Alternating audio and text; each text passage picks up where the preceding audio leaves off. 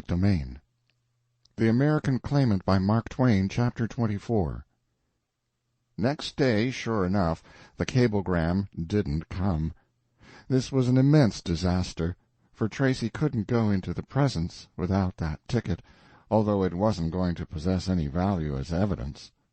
But if the failure of the cablegram on that first day may be called an immense disaster, where is the dictionary that can turn out a phrase sizable enough to describe the 10th day's failure? Of course, every day that the cablegram didn't come made Tracy all of 24 hours more ashamed of himself than he was the day before, and made Sally fully 24 hours more certain than ever that he not only hadn't any father anywhere, but hadn't even a confederate, and so it followed that he was a double-dyed humbug, and couldn't be otherwise. These were hard days for Barrow and the art firm. All these had their hands full trying to comfort Tracy. Barrow's task was particularly hard, because he was made a confidant in full, and therefore had to humor Tracy's delusion that he had a father, and that the father was an earl, and that he was going to send a cablegram. Barrow early gave up the idea of trying to convince Tracy that he hadn't any father, because this had such a bad effect on the patient, and worked up his temper to such an alarming degree. He had tried, as an experiment, letting Tracy think he had a father. The result was so good that he went further, with proper caution, and tried letting him think his father was an earl. This wrought so well that he grew bold, and tried letting him think he had 2 fathers, if he wanted to, but he didn't want to, so Barrow withdrew one of them, and substituted letting him think he was going to get a cablegram, which Barrow judged he wouldn't, and was right. But Barrow worked the cablegram daily for all it was worth, and it was the one thing that kept Tracy alive. That was Barrow's opinion.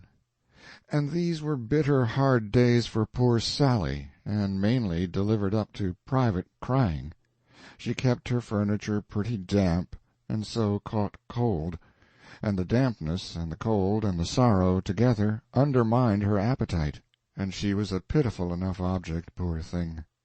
Her state was bad enough, as per statement of it above quoted, but all the forces of nature and circumstance seemed conspiring to make it worse, and succeeding.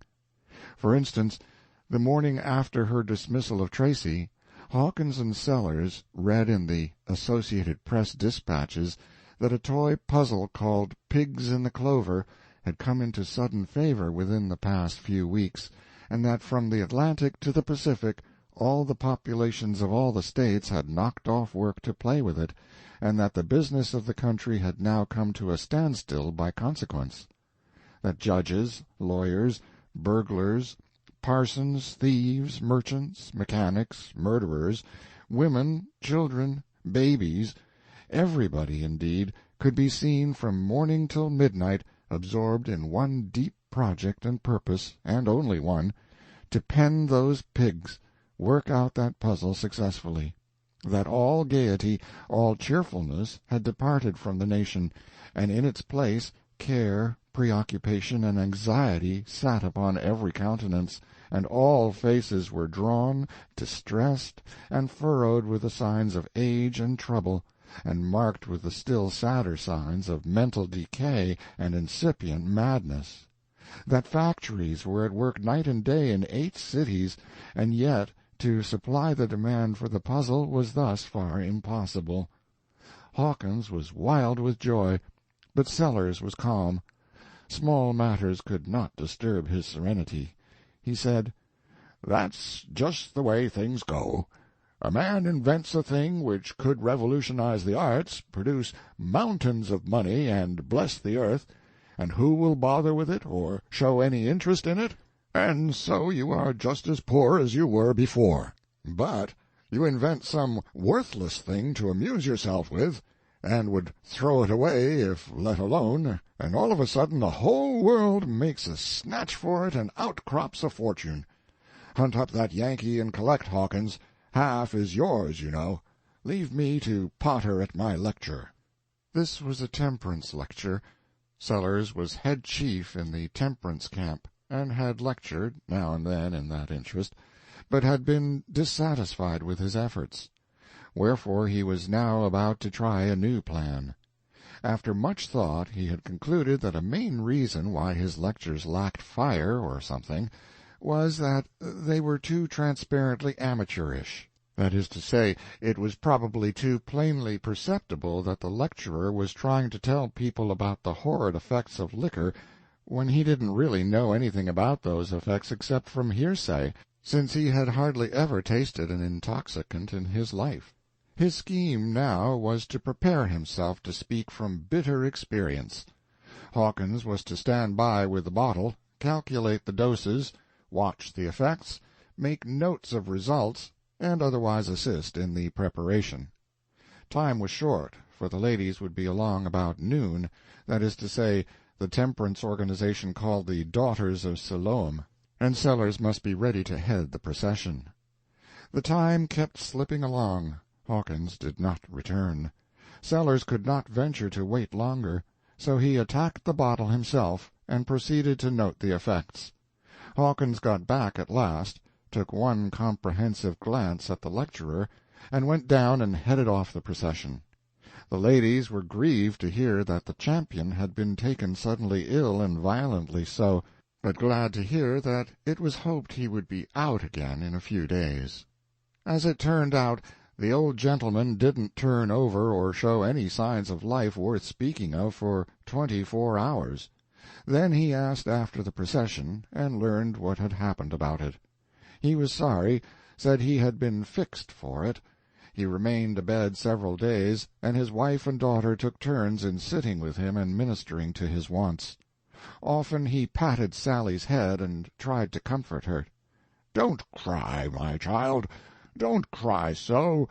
You know your old father did it by mistake, and didn't mean a bit of harm. You know he wouldn't intentionally do anything to make you ashamed for the world. You know he was trying to do good, and only made the mistake through ignorance, not knowing the right doses, and Washington not there to help. Don't cry so, dear. It breaks my old heart to see you, and think I've brought this humiliation on you, and you so dear to me and so good. I won't ever do it again, indeed I won't. Now be comforted, honey, that's a good child." But when she wasn't on duty at the bedside the crying went on just the same. Then the mother would try to comfort her and say, "Don't cry, dear. He never meant any harm. It was all one of those happens that you can't guard against when you are trying experiments that way. You see, I don't cry. It's because I know him so well. I could never look anybody in the face again if he had got into such an amazing condition as that a purpose. But, bless you, his intention was pure and high, and that makes the act pure, though it was higher than was necessary. We're not humiliated, dear. He did it under a noble impulse, and we don't need to be ashamed. There, don't cry any more, honey." Thus the old gentleman was useful to Sally during several days as an explanation of her tearfulness. She felt thankful to him for the shelter he was affording her, but often said to herself, "It's a shame to let him see in my crying a reproach, as if he could ever do anything that could make me reproach him. But I can't confess. I've got to go on using him for a pretext. He's the only one I've got in the world, and I do need one so much." As soon as Sellers was out again, and found that stacks of money had been placed in bank for him and Hawkins by the Yankee, he said, "Now we'll soon see who's the claimant and who's the authentic. I'll just go over there and warm up that House of Lords." During the next few days he and his wife were so busy with preparations for the voyage that Sally had all the privacy she needed, and all the chance to cry that was good for her. Then the old pair left for New York and England. Sally had also had a chance to do another thing, that was, to make up her mind that life was not worth living upon the present terms. If she must give up her impostor and die, doubtless she must submit. But might she not lay her whole case before some disinterested person first, and see if there wasn't perhaps some saving way out of the matter? She turned this idea over in her mind a good deal.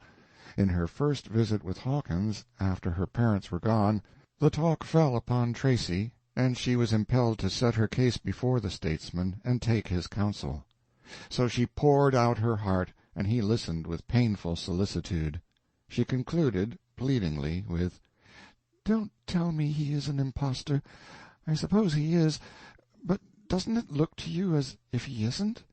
You are cool, you know, and outside, and so maybe it can look to you as if he isn't one, when it can't to me.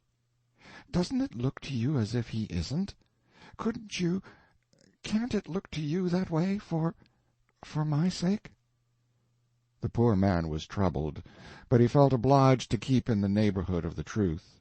He fought around the present detail a little while, then gave it up, and said he couldn't really see his way to clearing Tracy. "No," he said, "the truth is, he's an impostor." "That is, you feel a little certain, but not entirely. Oh, not entirely, Mr. Hawkins." "It's a pity to have to say it. I do hate to say it. But I don't think anything about it. I know he's an impostor." "Oh, now, Mr. Hawkins, you can't go that far. A body can't really know it, you know. It isn't proved that he's not what he says he is." Should he come out and make a clean breast of the whole wretched business? Yes, at least the most of it. It ought to be done. So he set his teeth and went at the matter with determination, but purposing to spare the girl one pain, that of knowing that Tracy was a criminal. "Now, I'm going to tell you a plain tale, one not pleasant for me to tell or for you to hear, but we've got to stand it.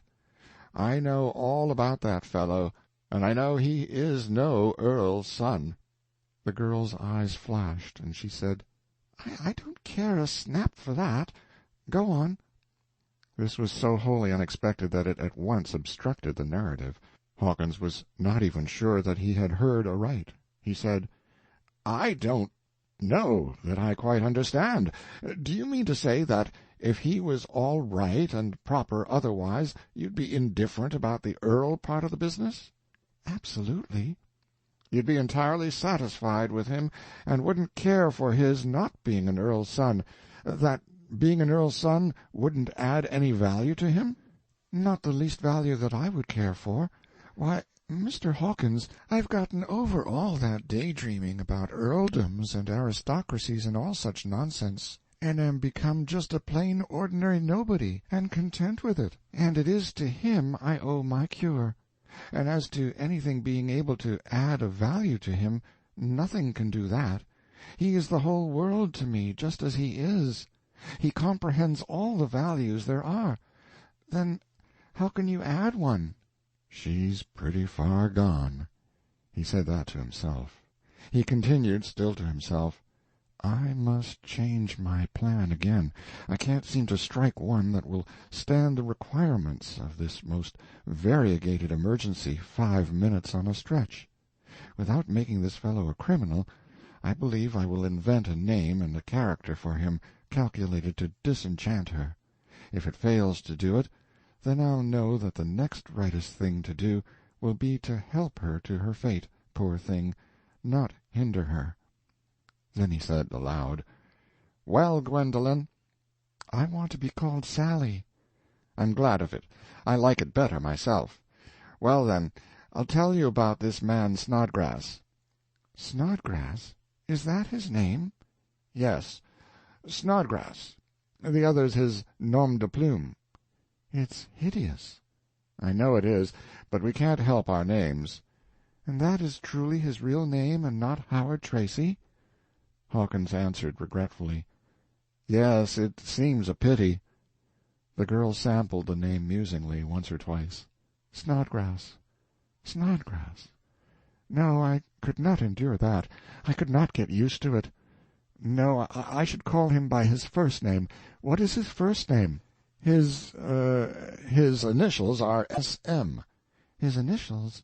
I don't care anything about his initials. I can't call him by his initials. What do they stand for?" "Well, you see, his father was a physician, and he Well, he was an idolater of his profession, and he was a very eccentric man, and— What do they stand for? What are you shuffling about? They stand for spinal meningitis. His father being a— I never heard such an infamous name. Nobody can ever call a person that, a person they love. I wouldn't call an enemy by such a name. It sounds like an epithet. After a moment she added with a kind of consternation, "Why, it would be my name. Letters would come with it on." "Yes, Mrs. Spinal Meningitis Snodgrass." "Don't repeat it, don't. I can't bear it. Was the father a lunatic?" "No, that is not charged." "I'm glad of that, because that is transmissible. What do you think was the matter with him, then?" "Well, I don't really know. The family used to run a good deal to idiots, and so maybe—" "Oh, there isn't any maybe about it. This one was an idiot." "Well, yes, he could have been. He was suspected." "Suspected?" said Sally, with irritation. "Would one suspect there was going to be a dark time if he saw the constellations fall out of the sky? But that is enough about the idiot. I don't take any interest in idiots. Tell me about the son." "Very well, then. This one was the eldest, but not the favorite. His brother, Xylobalsamum—" "Wait! Give me a chance to realize that. It is perfectly stupefying. What did you call it?" "Xylobalsamum." "I never heard such a name. It sounds like a disease. Is it a disease?" "No, I don't think it's a disease. It's either scriptural or—" "Well, it's not scriptural." "Then it's anatomical. I knew it was one or the other. Yes, I remember now. It is anatomical. It's a ganglion, a nerve center. It is what is called the xylobalsamum process." "Well, go on. And if you come to any more of them, omit the names. They make one feel so uncomfortable." "Very well, then. As I said, this one was not a favorite in the family, and so he was neglected in every way, never sent to school, always allowed to associate with the worst and coarsest characters, and so of course he has grown up a rude, vulgar, ignorant, dissipated ruffian, and—" "He? It's no such thing. You ought to be more generous than to make such a statement as that about a poor young stranger why, he is the very opposite of that. He is considerate, courteous, obliging, modest, gentle, refined, cultivated. Oh, for shame! How can you say such things about him?" "I don't blame you, Sally. Indeed, I haven't a word of blame for you for being blinded by your affection, blinded to these minor defects which are so manifest to others who—" "Minor defects? Do you call these minor defects? What are murder and arson, pray?" "It is a difficult question to answer straight off, and of course estimates of such things vary with environment. With us, out our way, they would not necessarily attract as much attention as with you, yet they are often regarded with disapproval." "Murder and arson are regarded with disapproval?" "Oh, frequently." "With disapproval. Who are those Puritans you are talking about? But wait. How did you come to know so much about this family? Where did you get all this hearsay evidence?" "Sally, it isn't hearsay evidence. That is the serious part of it. I knew that family personally." This was a surprise. "You? You actually knew them?" "Knew Xylo, as we used to call him, and knew his father, Dr. Snodgrass. I didn't know your own Snodgrass, but have had glimpses of him from time to time, and I heard about him all the time. He was the common talk, you see, on account of his—" "On account of his not being a house-burner or an assassin, I suppose. That would have made him commonplace. Where did you know these people?" "In Cherokee Strip." "Oh, how preposterous! There are not enough people in Cherokee Strip to give anybody a reputation, good or bad. There isn't a quorum. Why, the whole population consists of a couple of wagon-loads of horse-thieves." Hawkins answered placidly, "Our friend was one of those wagon-loads." Sally's eyes burned and her breath came quick and fast, but she kept a fairly good grip on her anger and did not let it get the advantage of her tongue. The statesman sat still and waited for developments. He was content with his work. It was as handsome a piece of diplomatic art as he had ever turned out, he thought. And now let the girl make her own choice. He judged she would let her spectre go. He hadn't a doubt of it, in fact. But anyway, let the choice be made, and he was ready to ratify it, and offer no further hindrance. Meantime Sally had thought her case out and made up her mind. To the Major's disappointment, the verdict was against him. Sally said, "He has no friend but me, and I will not desert him now. I will not marry him if his moral character is bad, but if he can prove that it isn't, I will, and he shall have the chance. To me he seems utterly good and dear. I've never seen anything about him that looked otherwise, except, of course, his calling himself an earl's son. Maybe that is only vanity, and no real harm when you get to the bottom of it. I do not believe he is any such person as you have painted him. I want to see him. I want you to find him and send him to me. I will implore him to be honest with me, and tell me the whole truth, and not be afraid." "Very well. If that is your decision, I will do it. But, Sally, you know, he's poor, and—" "Oh, I don't care anything about that. That's neither here nor there. Will you bring him to me?" "I'll do it. When?" "Oh, dear, it's getting toward dark now, and so you'll have to put it off till morning.